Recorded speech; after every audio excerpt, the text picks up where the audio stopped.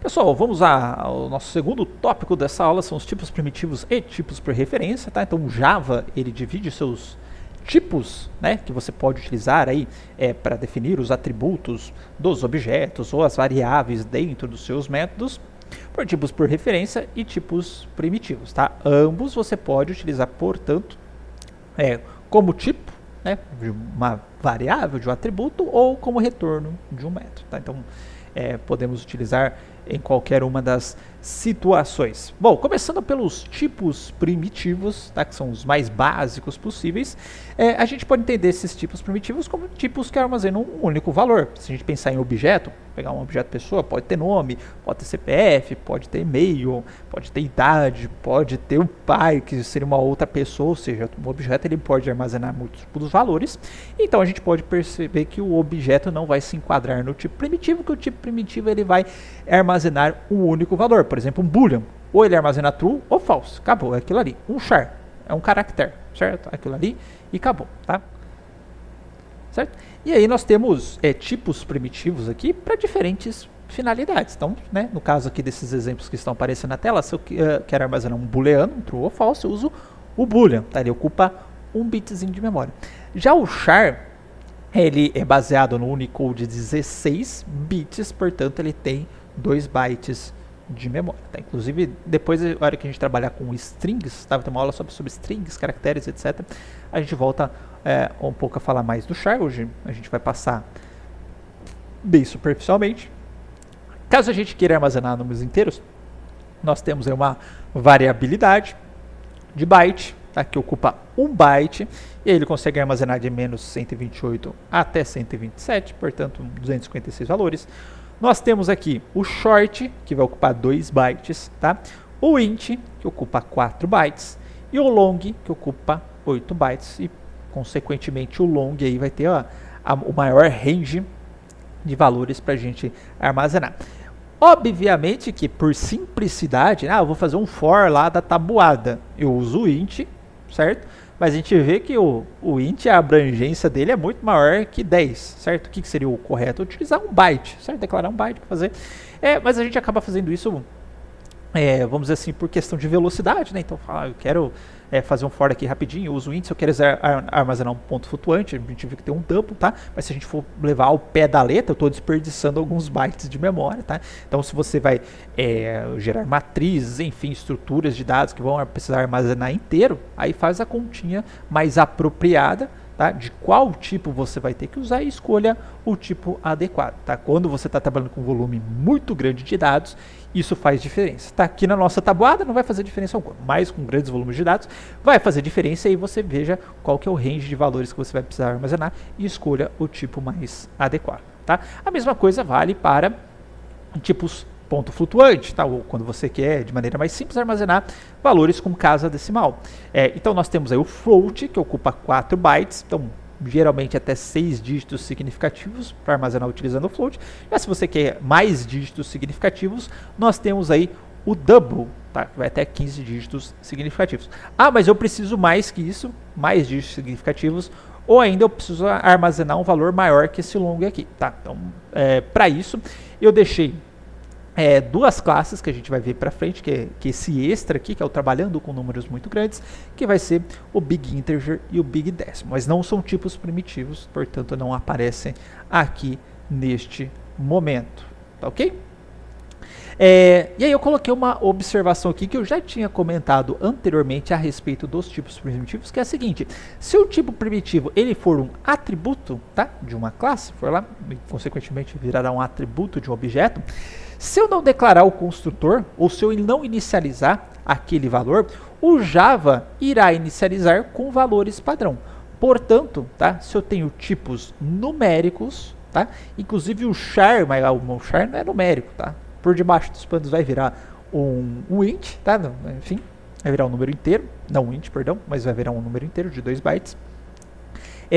Vai inicializar, esses valores aqui serão inicializados como 0, tá? E se for tipo booleano, é com false. Então, tipo primitivo, que é atributo ou campo de objeto, se você não inicializá-lo, ele vai ser inicializado com 0, se for numérico ou char, e vai ser falso, se for booleano. Tudo bem? Então, essas são as possibilidades. Já o tipo por referência, tá? Quando ele referencia alguma coisa, quando que a gente tem ou trabalhou com referência nesse momento, quando a gente criou o objeto. Lembra que eu falei, olha, que você dá um new, ele vai criar um espaço de memória e o new retorna um endereço, tá? De memória para esse objeto, portanto, quem está armazenando aquele endereço está apontando para aquele endereço de memória, portanto, é um ponteiro. Portanto, toda vez que estivermos trabalhando com objetos, tá? Vai ter uma pequena observação que eu vou falar mais para frente, ou simplesmente, né, quando você fizer uso da palavra new, certo? A gente está criando uma referência. Isso só terá uma pequena exceção, novamente falarei no próximo tópico, que são as classes wrapper, mas vamos dizer assim, de maneira bem simples, tem o new aqui, é uma referência, pode pensar dessa forma, certo? Então, um tipo de referência criado utilizando a palavra-chave new. E aí eu coloco uma observação aqui também. Da mesma forma que a gente tinha lá nos tipos primitivos como campos de classe ou de objeto, se eu inicializar eles eram inicializados com valores padrão, certo? 0 para número, falso para booleano. Se eu já tenho um objeto, tá? Ou um tipo por referência, bem dizendo, tem um tipo por referência, ele vai ser inicializado como nulo, porque vai apontar para quem? Não se sabe, então ele aponta para nulo. Então, só para a gente ver este pequenino detalhe aqui, eu vou fazer o seguinte, dentro dessa aula 5 aqui, eu vou criar aluno, certo? E vou criar aqui também uma classe que vai se chamar disciplina.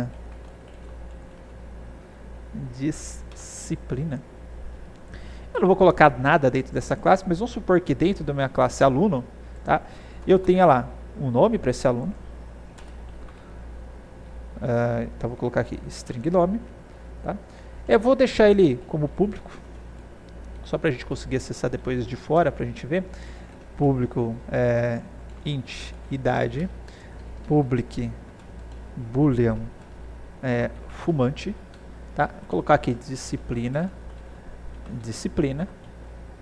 certo? Esses são os campos de aluno. Não vou criar um construtor, inicializar, atribuir valores padrão nem nada, só para a gente ver o que vai acontecer.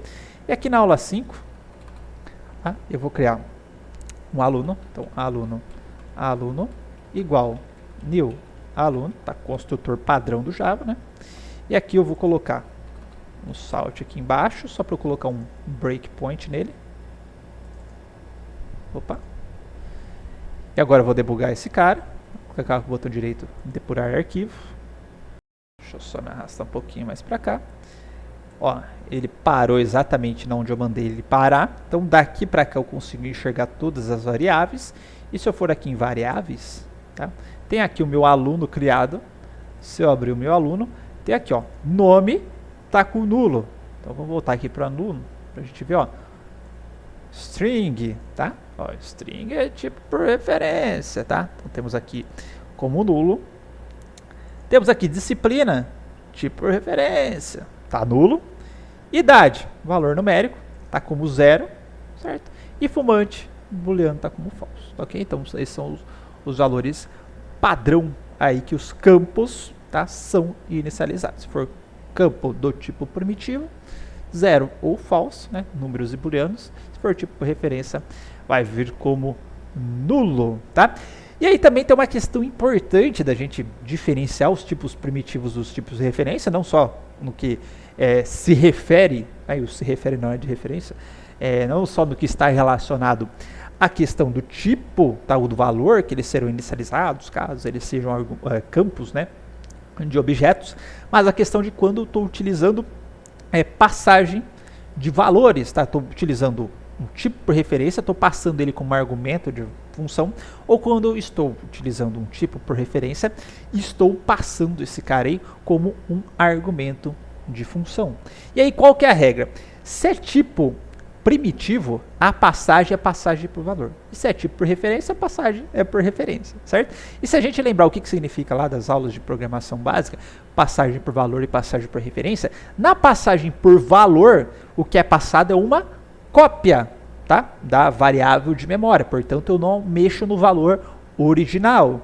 Já na passagem por referência, tá? Eu estou passando a referência, eu estou passando o próprio ponteiro lá que aponta para uma região de memória. E caso eu manipule dentro da minha função esta referência, tá? Eu estou alterando o conteúdo do objeto, certo? Para ilustrar isso, vamos pegar e fazer um exemplo muito simples. Aqui eu já tenho até um aluno criado bonitinho. Eu vou fazer duas situações aqui, tá? Eu vou criar 2 métodos. Só parar minha debug primeiro. Vou colocar aqui um public static void altera int, e aqui eu vou receber o inteiro, certo? E aqui nesse altera int, eu vou falar inteiro mais igual a 10. Ou seja, eu vou acrescentar 10 no valor desse inteiro, certo? Aqui eu vou colocar um salt para imprimir na tela, valor dentro da função, mais inteiro, valor inteiro, correto?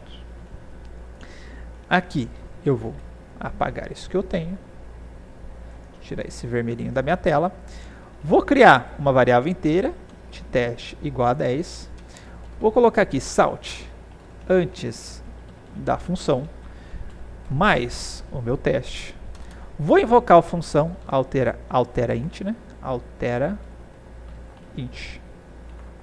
E aí eu vou passar o meu teste.